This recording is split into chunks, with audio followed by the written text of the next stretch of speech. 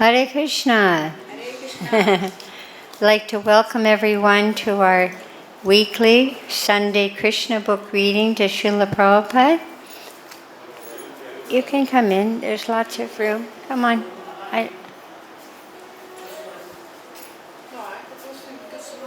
No, it's not like that. Here, have a seat. And plus we're starting and creating a disturbance.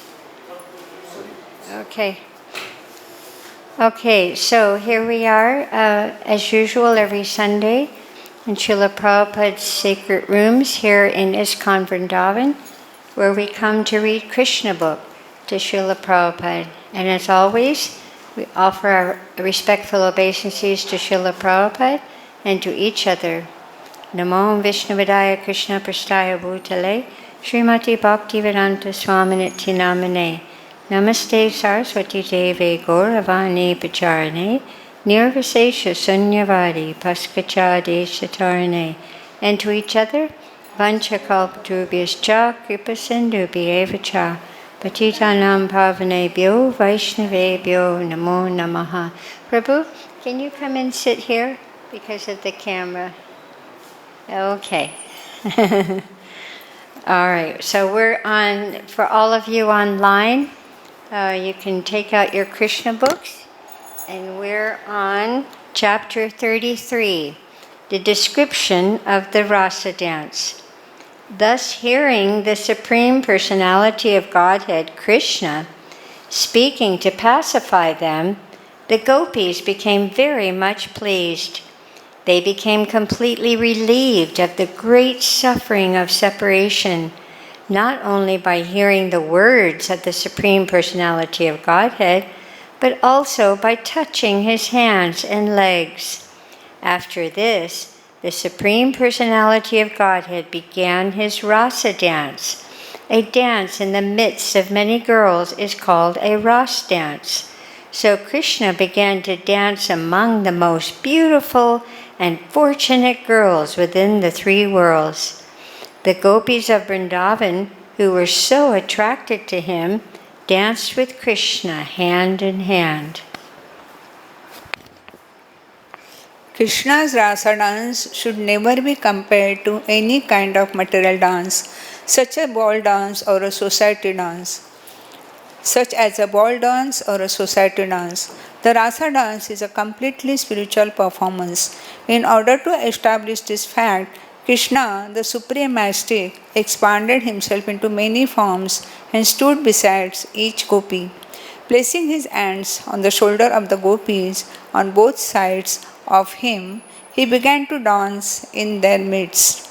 The mystic expansion of Krishna were not pursued by the gopis because Krishna appeared alone to each of them. Each gopi thought that Krishna was dancing with her alone.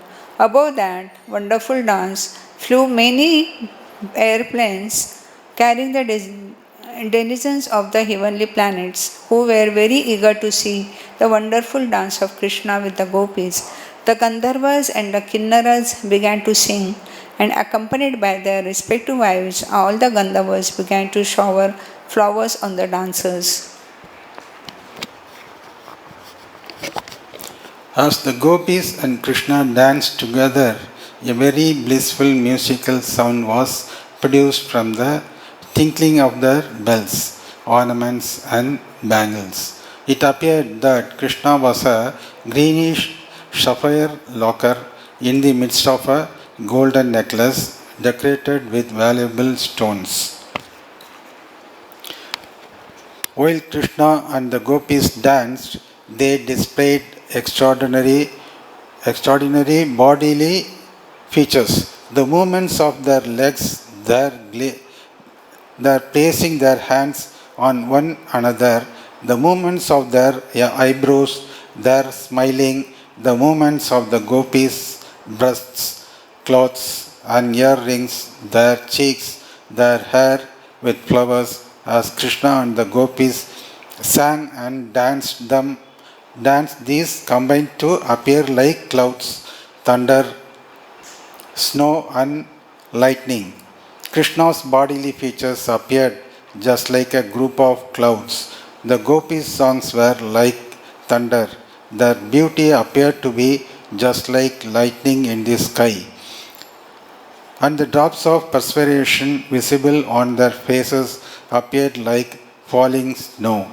In this way, the gopis and Krishna fully engaged in dancing. The necks of the gopis became tinted with red due to their desire to enjoy Krishna more and more. To satisfy them, Krishna began to clap his hands in time with their singing. Actually, the whole world is full of Krishna's singing, but it is appreciated in different ways by different kinds of living entities. This is confirmed in the Bhagavad-Gita. Ye yatha mam prapadyante tam stateva bhajamyaham. Krishna is dancing and every living entity is also dancing. But there is difference between the dancing in the spiritual world and that in the material world. This is expressed by the author of the Chaitanya Charitamrita, who says that the master dancer is Krishna and everyone else is his servant. Everyone is trying to imitate Krishna's dancing. Those who are actually in Krishna consciousness respond rightly to the dancing of Krishna. They do not try to dance independently.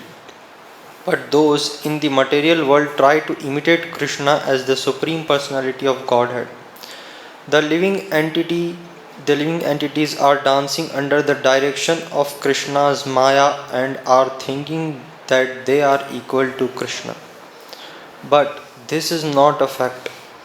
In Krishna consciousness, this misconception is absent. For person in Krishna consciousness knows that Krishna is the Supreme Master and everyone else is his servant. One has to dance to please Krishna, not to imitate or attempt to become equal to Supreme Personality of Godhead. The gopis wanted to please Krishna, and therefore as Krishna sang, they responded and encouraged him by saying, "Well done, well done." Sometimes they presented beautiful music for his pleasure, and he responded by praising their singing.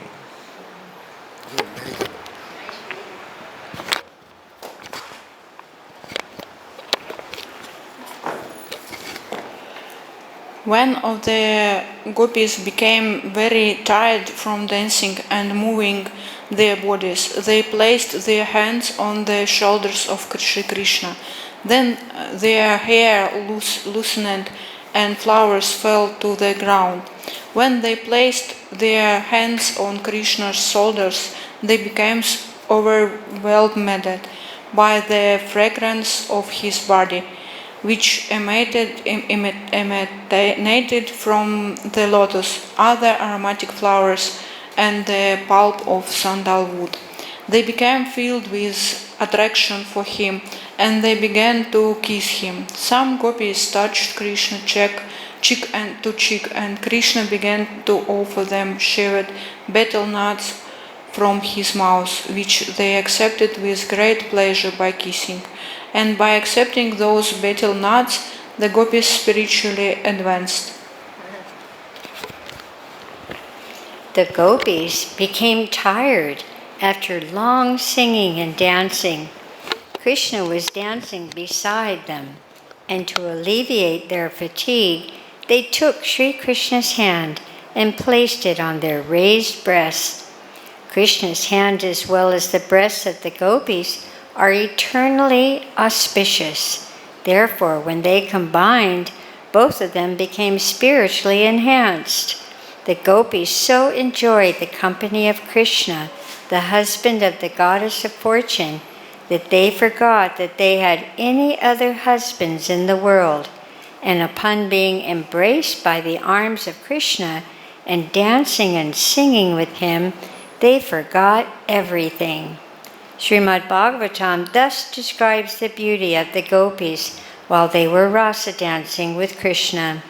There were lotus flowers over both their ears, and their faces were decorated with sandalwood pulp. They wore tilak, and there were drops of perspiration on their smiling mouths. From their feet came the tinkling sound of ankle bells and bangles. The flowers within their hair were falling to the lotus feet of Krishna, and he was very satisfied. As stated in Brahma Samhita, all these gopis are expansions of Krishna's pleasure potency. Touching their bodies with his hands and looking at their pleasing eyes, Krishna enjoyed the gopis exactly as a child enjoys playing with the reflection of his body in a mirror. When Krishna touched the different parts of their bodies, the gopis felt surcharged with spiritual energy. They could not adjust their loosened clothes, although they tried to keep them adjusted properly. Their hair and garments became scattered, and their ornaments loosened as they forgot themselves in the company of Krishna. While Krishna was enjoying the company of the gopis in the rasa dance, the astonished demigods and their wives gathered in the sky. The moon, being afflicted with a sort of lust, began to watch the dance and became stunned with wonder. The gopis had prayed to the goddess Katyayani to have Krishna as their husband. Now Krishna was fulfilling their desire by expanding himself in as many forms as there were gopis and enjoyed them exactly like a husband. Srila Sukadeva Goswami has remarked that Krishna is self-sufficient. He is Atma Rama. He does not need anyone else for his satisfaction. But because the gopis wanted Krishna as their husband, he fulfilled their desire. When Krishna saw that the gopis were tired from dancing with him, he immediately began to wipe his hands over their faces so that their fatigue would be relieved. In order to reciprocate the kind hospitality of Krishna, the gopis began to look at him lovingly. They were overjoyed by the auspicious touch of the hand of Krishna. Their smiling cheeks shone with beauty, and they began to sing the glories of Krishna with transcendental pleasure. As pure devotees, the more the gopis enjoyed Krishna's company, the more they became enlightened with his glories, and thus they reciprocated with him. They wanted to satisfy Krishna by glorifying his transcendental pastimes. Krishna is the Supreme Personality of Godhead, the Master of all masters, and the gopis wanted to worship him for his unusual exhibition of mercy upon him.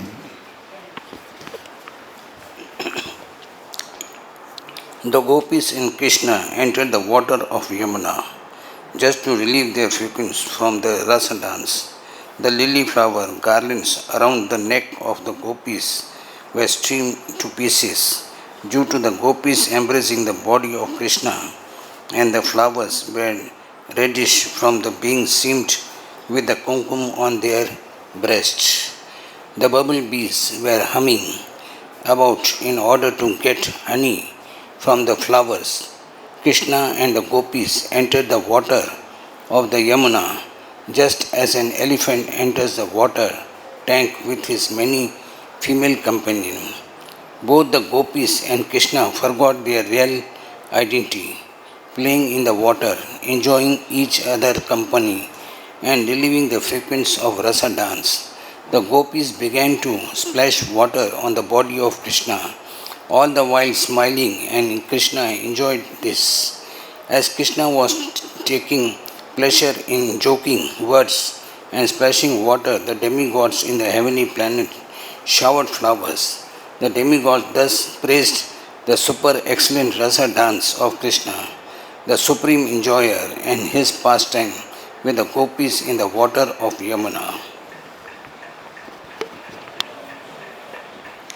After this, Lord Krishna and the gopis came out of the water and began to stroll along the bank of Yamuna, where a nice breeze was blowing, carrying the aroma of different kinds of flowers over the water and land. While strolling on the bank of Yamuna, Krishna recited various kinds of poetry. He thus enjoyed the company of the gopis in the soothing moonlight of autumn.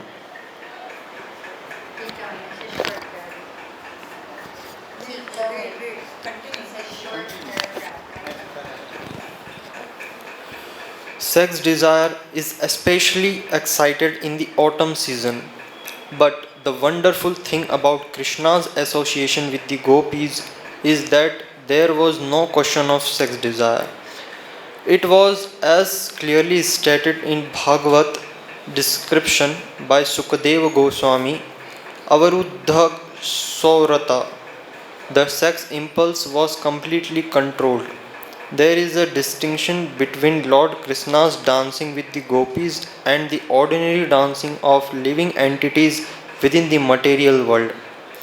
In order to clear up further misconceptions about the Rasa dance and the affairs of Krishna and the gopis, Maharaj Parikshit, the hearer of Srimad Bhagavatam, told Sukadeva Goswami, Krishna appeared on the earth to establish the regulative principles of religion and to curb the predominance of irreligion.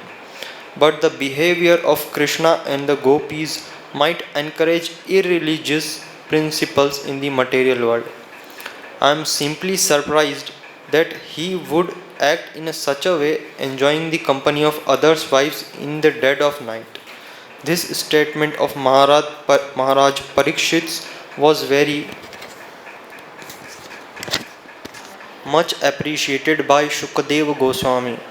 The answer anticipates the abominable acts of Mayavadi impersonalists who place themselves in the position of Krishna and enjoy the company of young girls and women. Are you ready?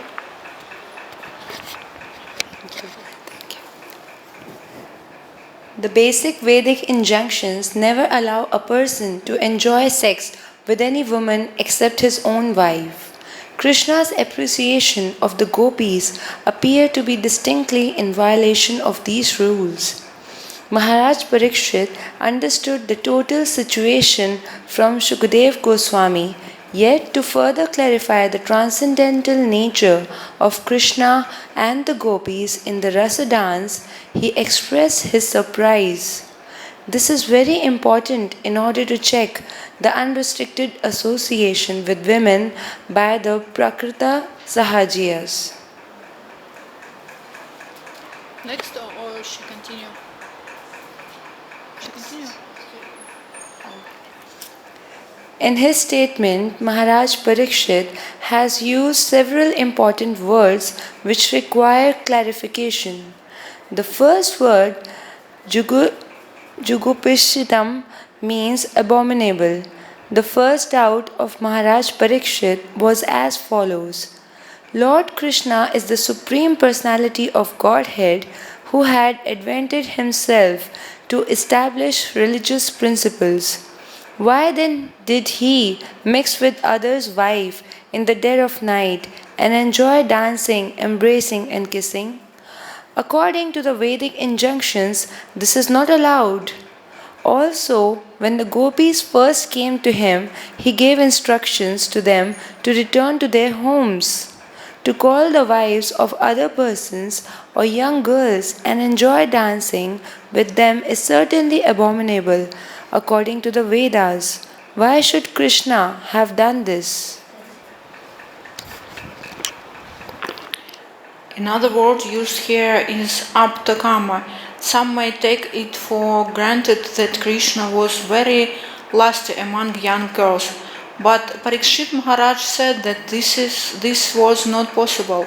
He could not be lusty. First of all, from the material calculation, he was only 8 years old, and at that age a boy cannot be lusty.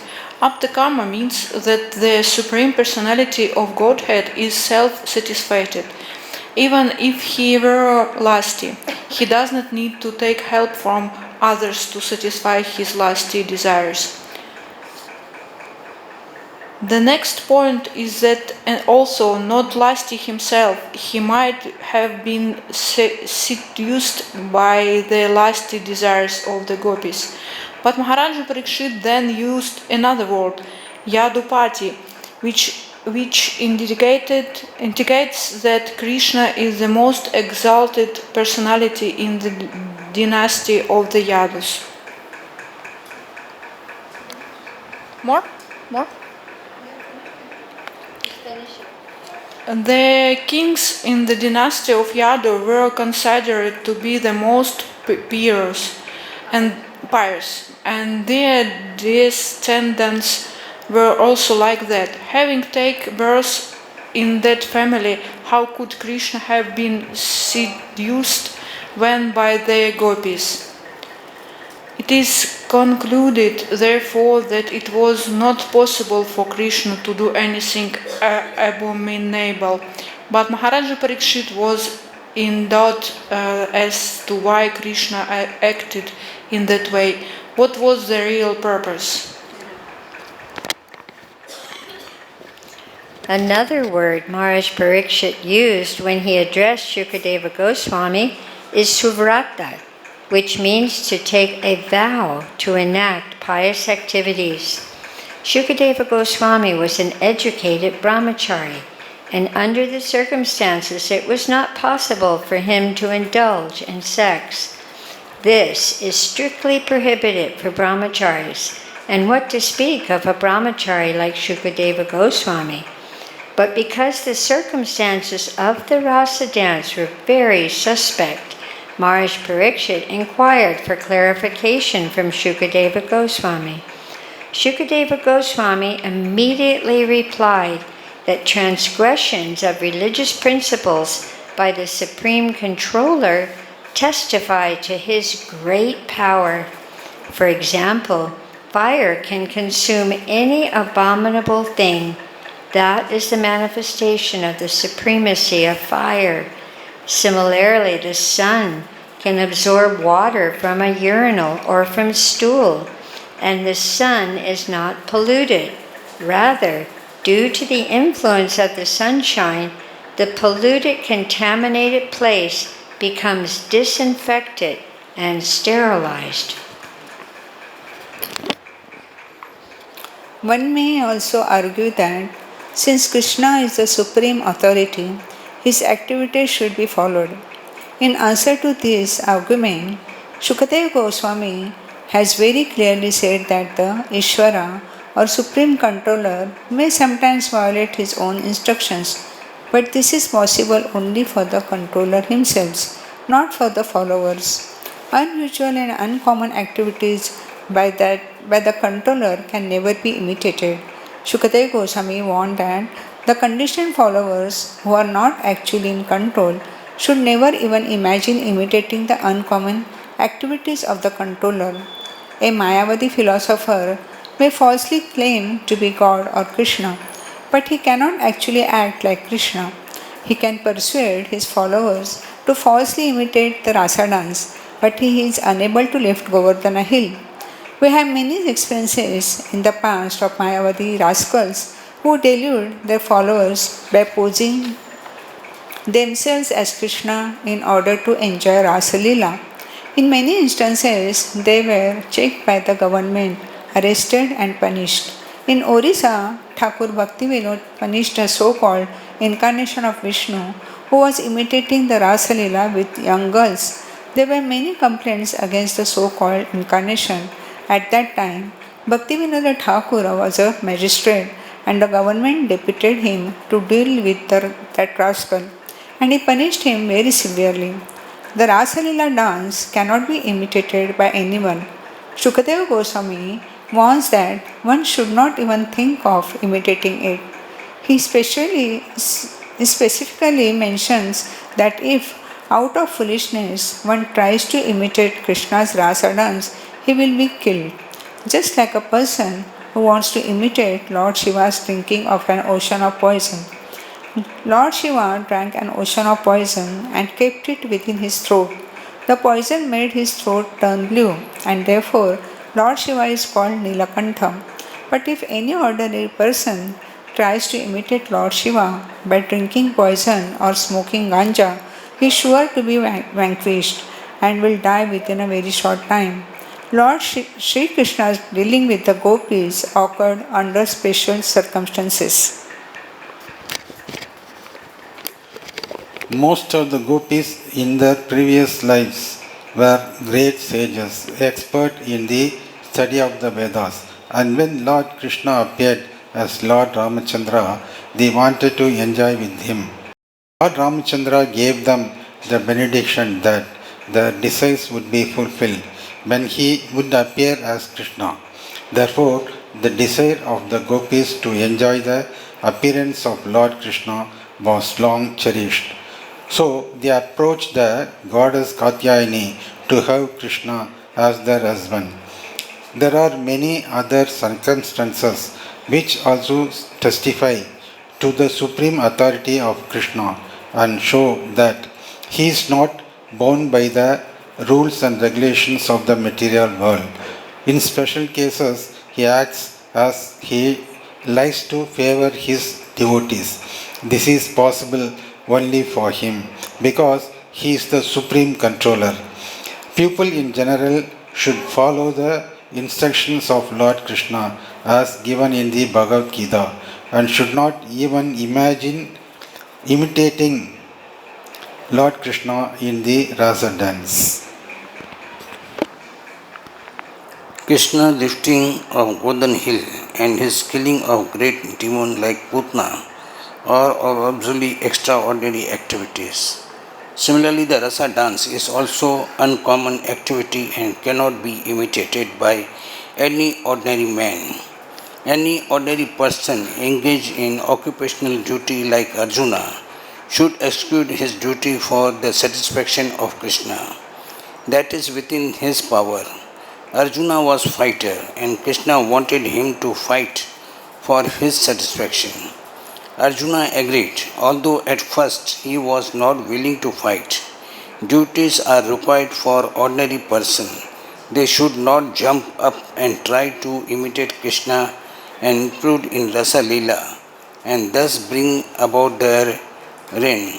One should know with certain that Krishna had no personal interest in whether he did for the benediction of the gopis as stated in Bhagavad-Gita, na man karmani impati. Krishna never enjoys or suffers the result of his activities. Therefore, it is not possible for him to act irreligiously. He is transcendental to all religion duties and principles. He is untouched by the modes of material nature. He is the supreme controller of all living entities, whether human society, in the demigod society, in the heavenly planet, or in the lowerly forms of life. He is also the supreme controller of the material nature. Therefore, he has nothing to do with the religion or irreligion principle. Sukdev Goswami further concluded that the great sages and the devotees who are washed clean of all conditioned life can move freely even within the continuity of the material nature by keeping Krishna, the Supreme Personality of Godhead, within their heart. In this way, they also do not become subjected to the laws of pleasure and pain in the modes of material nature. How then is it possible for Krishna, who appear by his own internal potency, to be subject to the laws of karma?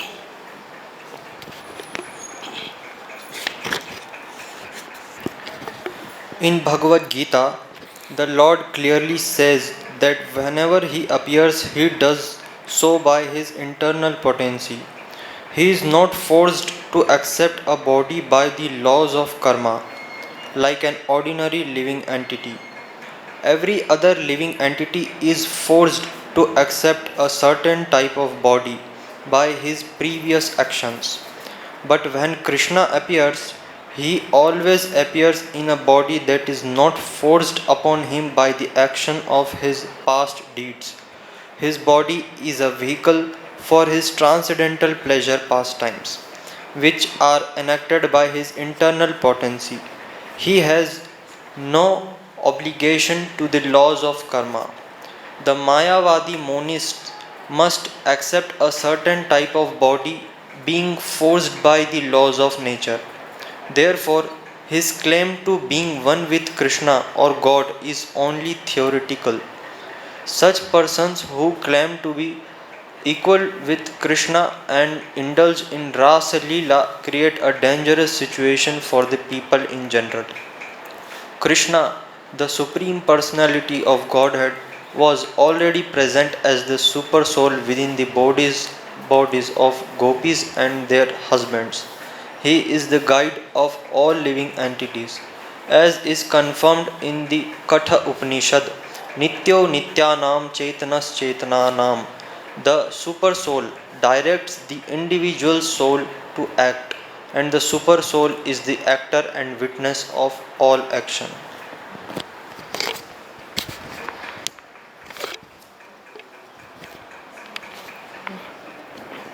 It is confirmed in the Bhagavad-Gita that Krishna is present in everyone's heart and that from him come all knowledge, remembrance, and forgetfulness. He is the original person to be known by Vedic knowledge. He is the author of the Vedanta philosophy and he knows the Vedanta philosophy perfectly well. The so-called Vedantists and Mayavadis cannot understand Krishna as he is.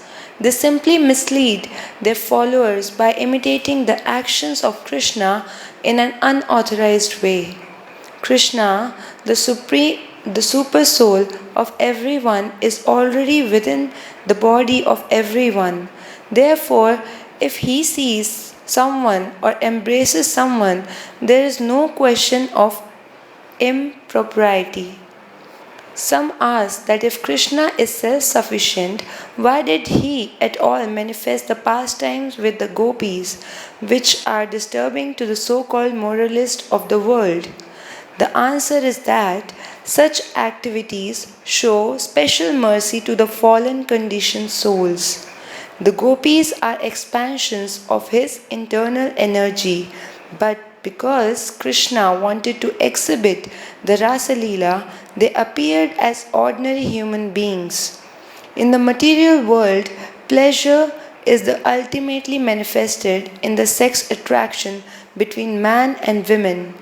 The man lives simply to be attracted by women, and the woman lives simply to be attracted by man.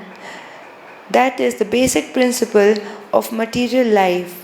As soon as these attractions are combined, people become more and more implicated in material existence.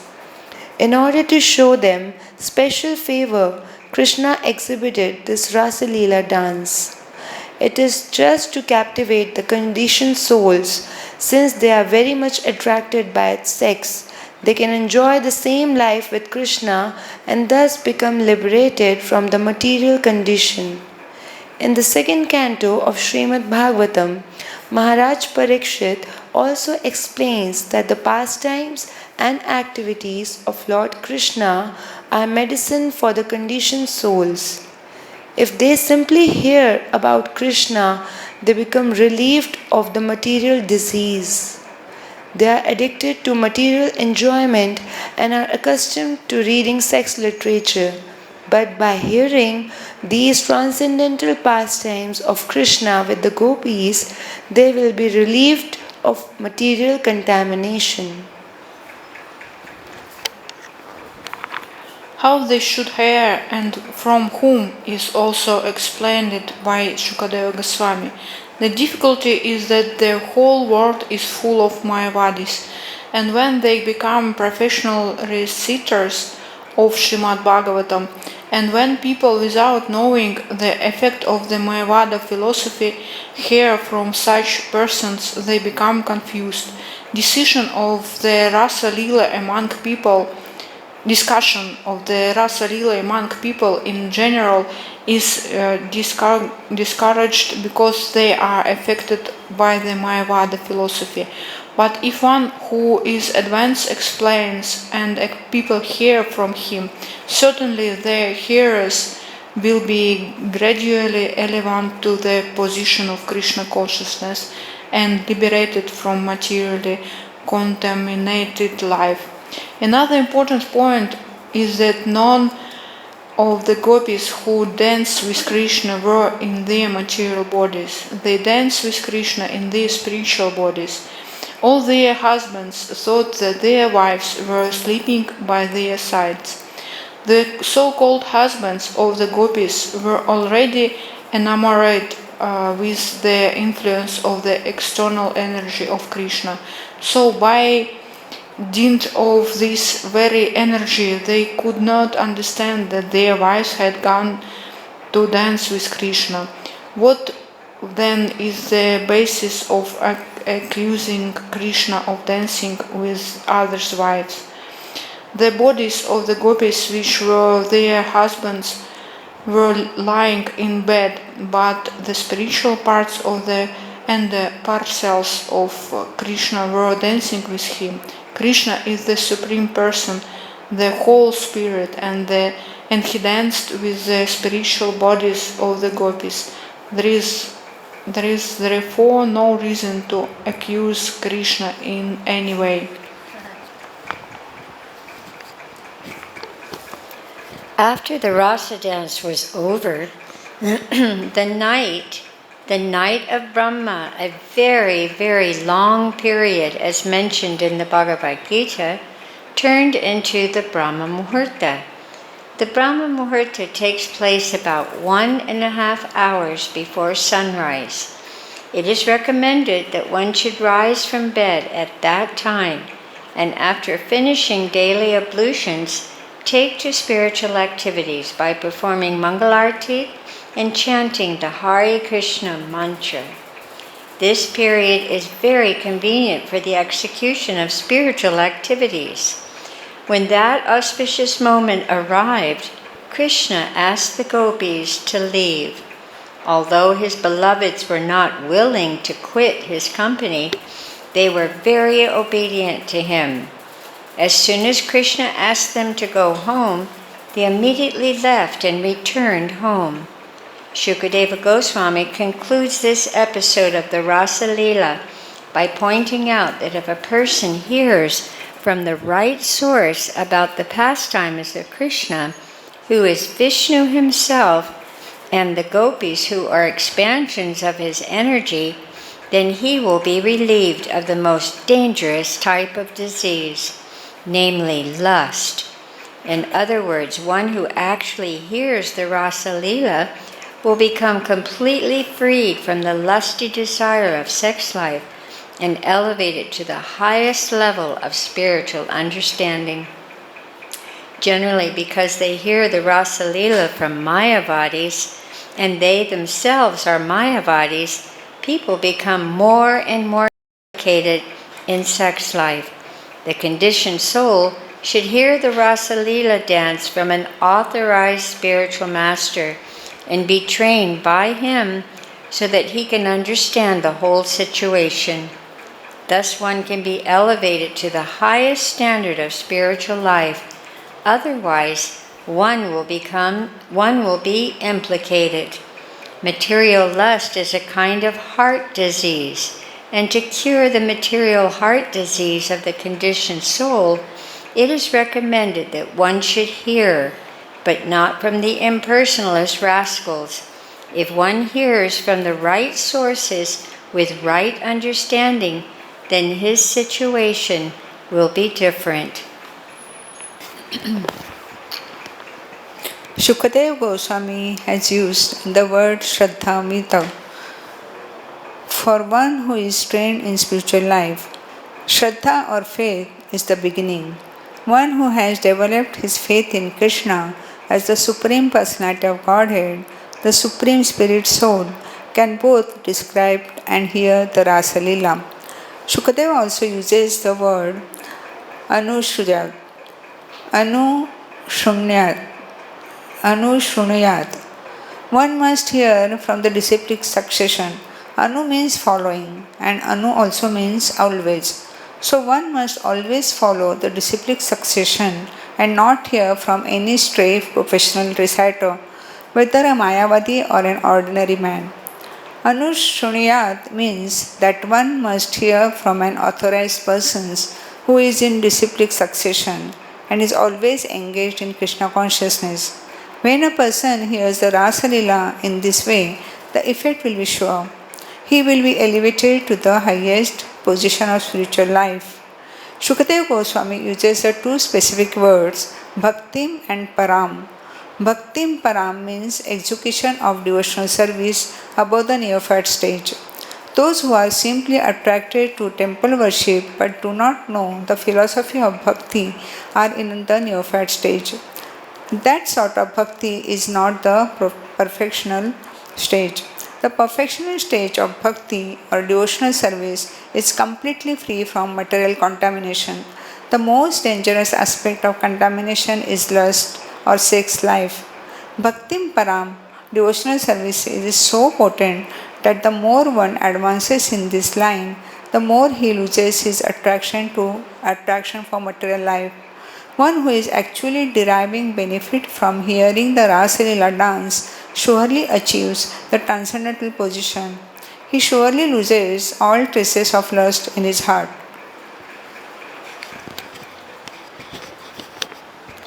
Srila Vishwanatha Chakravarti Thakura points out that according to the Bhagavad-Gita, Brahma's day and Brahma's night are periods of solar years expanding to 43 lakhs multiplied by 1000. According to the Vishwanatha Chakravarti Thakura, the rasa dance was performed during the long period of Brahma's night. But the gopis could not understand that. In order to fulfill their desire, Krishna extended to the night to cover such a great period of time. One may ask how this was possible. And Vishwanatha Chakravarti Thakura reminds us that Krishna, although born by a small robe, could show his mother the whole universe within his mouth. How was this possible?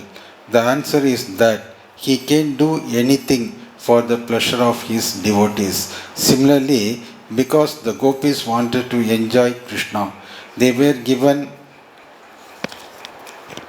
the opportunity to associate with him for a long period. This was done according to his promise. When Krishna stole the garments of the gopis while they were taking a bath at Chitragata on the Yamuna, he promised to fulfill their desire in some future night. In one night, therefore, they enjoyed the company of Krishna as their beloved husband. But that night was not an ordinary night. It was a night of Brahma, lasting millions and millions of years. Everything is possible for Krishna, for he is the supreme controller. Thus ends the Bhaktivedanta purport of the 33rd chapter of Krishna, description of the Rasa dance. Chapter 34. Vidyadhar liberated and demon Sukunda killed. Sankachuda killed. Once upon a time, the coward men of Vrindavan, headed by Nanda Maharaj, desired to go to Ambikavan to observe the Shiv Ratri ceremony. The Rasa Leela was performed during the autumn, and after the next big ceremony is Holi, or the Dhuli Yatra ceremony. Between Dhuli Yatra ceremony and the Rasa Leela ceremony, there is an important ceremony called Shivratri, which is specially observed by Shivatis, or the devotees of the Lord Shiva. Sometimes the Vaishnavas also observe this ceremony because they accept Lord Shiva as the foremost Vaishnava.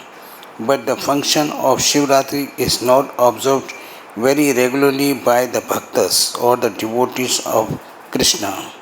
Under the circumstance, Srimad Bhagavatam states that Nanda Maharaj and the other coward men once upon a time desired this means that they were not regularly observing Shivratri function, but that once upon a time they wanted to go to Ambika Van out of curiosity. Ambika is somewhere in the Gujarat provinces and it is said to be situated on the river Saraswati. Yet we do not find any Saraswati river in Gujarat province. Although there is a river named Sarvamati in India, all the big places of the pilgrimage are situated on nice river like the Ganges, Yamuna, Saraswati, Narmada, Godavari, and Kaveri. Ambika was situated on the bank of Saraswati, and Nanda Maharaj and all the other coward men went there.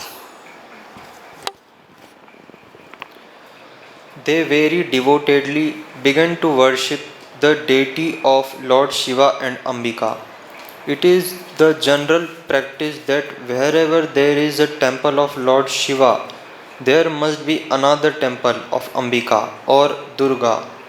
Because Ambika is the wife of Lord Shiva and is the most exalted of chaste women. She doesn't live outside the association of her husband. After reaching Ambika, the cowherd men of Vrindavan first bathe themselves in the river Saraswati. If one goes to any place of pilgrimage, his first duty is to take a bath and sometimes to shave his head. That is the first business. After taking bath, they worshipped the deities and then distributed charity in the holy places.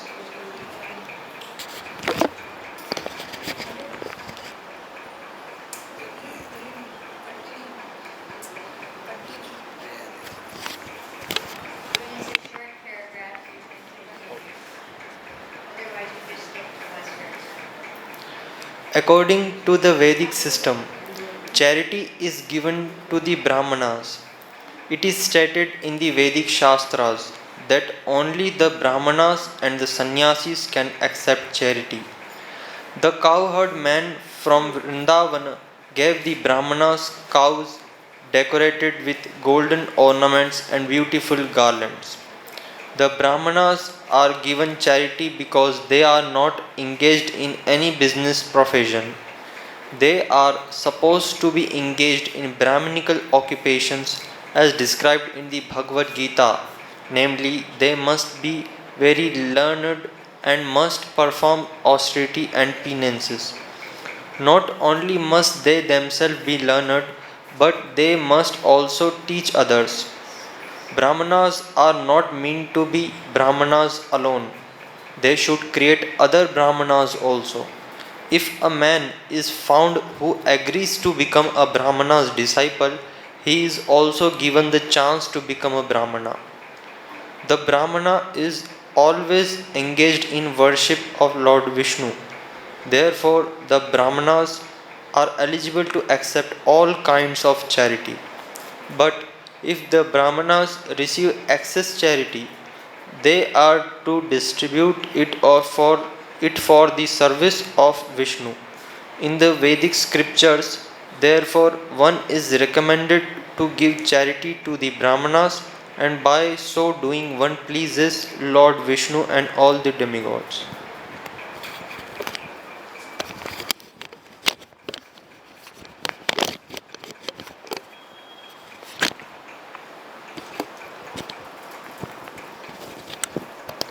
The pil-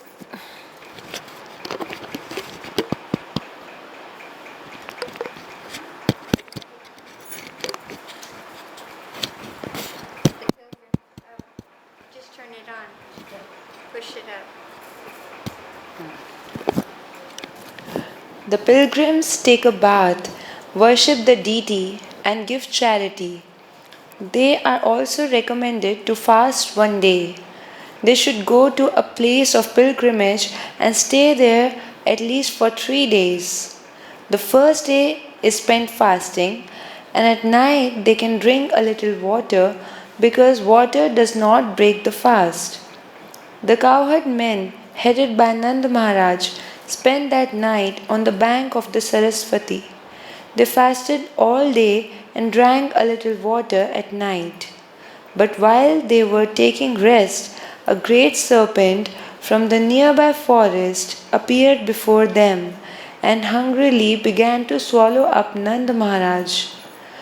Nanda cried out helplessly, "My dear son, Krishna, please come and save me from this danger. The serpent is swallowing me." When Nanda Maharaj cried for help, all the cowherd men got up and saw what was happening. They immediately took up burning logs and began to beat the snake to kill it. But in spite of being beaten with burning logs, the serpent was not about to give up swallowing Nanda Maharaj. At that time, Krishna appeared on the scene and touched the serpent with his lotus feet. Immediately, upon being touched by the lotus feet of Krishna, the serpent shed its reptilian body and appeared as a very beautiful demigod named Vidyadhara. His bodily features were so beautiful that he appeared to be worshipable. There was a luster and effulgence emanating from his body, and he was garlanded with a gold necklace. He offered obeisances to Lord Krishna and stood before him with great humility. Krishna then asked the demigod, "You appear to be a very nice demigod and to be favored by the goddess of fortune. How is it that you perform such abominable activities that you got the body of a serpent?" The demigod then began to narrate the story of his previous life. "My dear Lord," he said, "in my previous life I was named Vidyadhara and was known all over the world for my beauty. Because I was a celebrated personality, I used to travel all over in my airplane. While traveling, I saw a great sage named Angira. He was very ugly, and because I was very proud of my beauty, I laughed at him. Due on this sinful act, I was condemned by the great sage to assume the form of the serpent. One should note here that before being favored by Krishna, a person is always under the modes of material nature. However elevated he may be materially. Vidyadhara was a materially elevated demigod, and he was very beautiful. He also held a great material position and was able to travel all over by airplane. Yet he was condemned to become a serpent in his next life. Any materially elevated person can be condemned and to an abominable species of life if he is not careful. It is a misconception that after reaching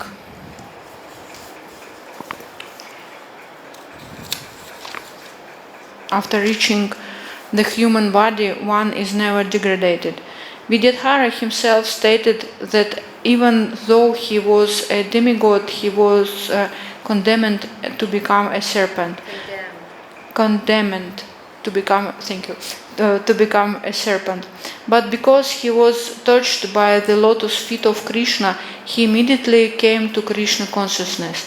He admitted, however, that in his previous life he was actually sinful. A Krishna consciousness person knows that he is always the servant of Krishna. He is most insignificant, and whatever good he does is by the grace of Krishna and the spiritual master. The demigod Vidyadhara continued to speak to Sri Krishna. "Because I was very proud of the exquisite beauty of my body," he said, I derided the ugly features of the great sage Angira. He cursed me for my sin, and I became a snake. Now I consider that this curse by the sage was not at all a curse. It was a great benediction for me. Had he not cursed me, I would not have assumed the body of a serpent and would not have been kicked by your lotus feet and thus freed from all material contamination. In material existence, 4 things are very valuable: to be born in a decent family, to be very rich, to be very learned, and to be very beautiful. These are considered to be material assets. Unfortunately, without Krishna consciousness, these material assets sometimes become sources of sin and degradation. Despite Vidyadhara's being a demigod and having a beautiful body, he was condemned to the body of a snake due to pride. Therefore, from this incident, we can learn that those who are too proud of their material assets or who are inimical toward others are degraded to the bodies of snakes. A snake is considered to be the most cruel and envious living entity, but those who are human beings and are envious of others are considered to be even more vicious than snakes. The snake can be charmed or controlled by mantras and herbs, but a person who is envious cannot be controlled by anyone.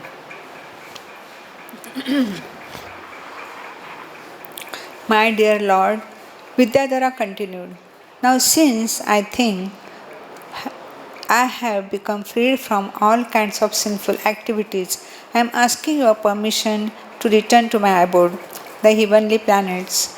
This request indicates that persons who are attached to fruitive activities, desiring promotion to the comforts of higher planetary systems, cannot achieve their ultimate goal of life without the sanction of the Supreme Personality of Godhead. It is also stated in the Bhagavad-Gita that the less intelligent want to achieve material benefits and therefore worship different kinds of demigods, but that they actually get the benedictions from the demigods through the permission of Lord Vishnu or Krishna. Demigods have no power to bestow material profits. Even if one is attached to material benedictions, he should worship Krishna, the Supreme Personality of Godhead, and ask him. Krishna is completely able to give even material benedictions. There is a difference, however, between asking material benedictions from the demigods and asking them from Krishna. Dhruva Maharaj worshipped the Supreme Personality of Godhead for a material benediction, but when he actually achieved the favor of the Supreme Lord and saw him, he was so satisfied that he refused to accept any material benediction. The intelligent person doesn't worship the demigods or ask favor from them. He indirectly becomes Krishna conscious, and if he has any desire for material benefits, he asks Krishna, not the demigods. Vidyadhara, awaiting Krishna's permission to return to the heavenly planets, said, now, because I have been touched by your lotus feet, I am relieved of all kinds of material pangs. You are the most powerful of all mystics. You are the original Supreme Personality of Godhead. You are the master of all devotees. You are the proprietor of all planetary systems, and therefore I am asking your permission. You may accept me as fully surrendered unto you. I know very well that persons who are constantly engaged in chanting your holy name attain release from all sinful reactions. And certainly, persons who are fortunate enough to be personally touched by your lotus feet are freed. Therefore, I am sure that I am now relieved of the curse of the Brahmana simply by seeing you and being touched by your lotus feet. In this way, Vidyadhar got permission from Lord Krishna to return to his home in the higher planetary system. After receiving his permission, he circumvented the Lord and offered his respectful obeisances unto him, and then he returned to his heavenly planet. Thus Nanda Maharaj was relieved of the immediate danger of being devoured by the snake. The coward men who had come to execute their ritualistic function of worshipping Lord Shiva and Ambika finished their business and prepared to return to Vrindavan. While returning, they called the wonderful activities of Krishna by relating the incident of Vidyadhar deliverance. They became more attached to Krishna. They had come to worship Lord Shiva and Ambika, but the result was that they became more and more attracted to Krishna. Similarly, the gopis worshipped the goddess Kathyani to become more and more attached to Krishna. It is stated in the Bhagavad-Gita that persons who are attracted to worshipping the demigod like Lord Brahma, Shiva, Indra, Chandra for some personal benefit are less intelligent and have forgotten the real purpose of life. But the coward men, inhabitants of Vrindavan, were no ordinary men. Whatever they did for Krishna. If one worshipped demigods like Lord Shiva and Lord Brahma to become more attached to Krishna, that is approved. But if one goes to the demigod for some personal benefit, then it is condemned. After this incident, on a very pleasant night, Krishna and his elder brother Balaram, who are conceivably powerful, went into the forest of Vrindavan. They were accompanied by the damsels of Vrajabhumi, and they began to enjoy their company. The young damsels of Vraj were very nicely dressed and anointed with pulp of sandalwood and decorated with flowers. The moon was shining in the sky, surrounded by glittering stars. The breeze was blowing, bearing the aroma of mallika flowers, and the bumblebees were mad after the aroma. Taking advantage of the pleasing atmosphere, Krishna and Balram began to sing very melodiously. The damsels become so absorbed in their rhythmical song that they almost forgot themselves. Their hair loosened, their clothes slackened, and their garlands began to fall to the ground. At that time, while Krishna, Balaram, and the damsels were so much absorbed almost in madness, a demoniac associate of Kuber, the treasurer of heavenly planets, appeared on the scene. Yeah.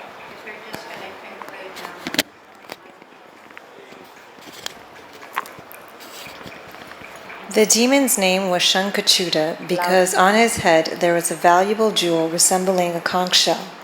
Just as the two sons of Kuvera had been puffed up over their wealth and opulence and did not care for Narad Muni's presence, this Shankachuta was also puffed up over material opulence. Slower and louder. Not that Krishna and Balaram were two ordinary cowherd boys enjoying the company of many beautiful girls. Generally, in the material world, a person with riches thinks that all beautiful women should be enjoyed by him. Shankachuta also thought that since he belonged to the rich community of Kuvera, he, not Krishna and Balaram, should enjoy the company of so many beautiful girls. He therefore decided to take charge of them. He appeared before Krishna, Balaram, and the damsels of Vraja and began to lead the girls away to the north. He commanded them as if he were their proprietor and husband, despite the presence of Krishna and Balaram. Being forcibly taken away by Shankachuta, The damsels of Vraja called out the names of Krishna and Balaram for protection. The two brothers immediately began to follow them, taking up big logs of sala wood in their hands. "Don't be afraid, don't be afraid," they called to the gopis. "We are coming at once to chastise this demon." Very quickly they reached Shankachuta. Thinking the brothers too powerful, Shankachuta left the company of the gopis and ran in fear for his life. But Krishna would not let him go. He entrusted the gopis to the care of Balaram and followed Shankachuta wherever he fled. Krishna wanted to take the valuable jewel resembling a conch shell from the head of the demon. After following him a very short distance, Krishna caught him, struck his head with his fist, and killed him. He then took the valuable jewel and returned. In the presence of all the damsels of Vraja, he presented the valuable jewel to his elder brother, Balaram. Thus ends the Bhaktivedanta purport of the 34th chapter of Krishna, Vidyadhara liberated and the demon Shankachuta killed. Haribo, Haribo, big loud Haribo. So that concludes our 1 hour of reading Krishna book to Srila Prabhupada. Thank you, Srila Prabhupada, for allowing us to come and read your Krishna book. So as always, let us offer our respectful obeisances to Srila Prabhupada and to each other. Nama Om Vishnuvadaya Krishna Prasthaya Bhutale Srimati Bhaktivedanta Swami Nitya Namane Namaste Saraswati Deve Gauravani Pacharane Nirvasesha Sunyavadi Paskachade Shatarane. And to each other, Panchakalpadrubhyascha Kripa Sindhu Bhyevacha Patitanam Bhavanebhyo Vaishnavebhyo Namo Namaha. Jai Krishna book, Jai Srila Prabhupada, Jai Gaura Bhaktivinoda. So all of you online, we'll see you again next Sunday at this time, 4:30 to 5:30 here in Sri Vrindavan Dham. Hare Krishna.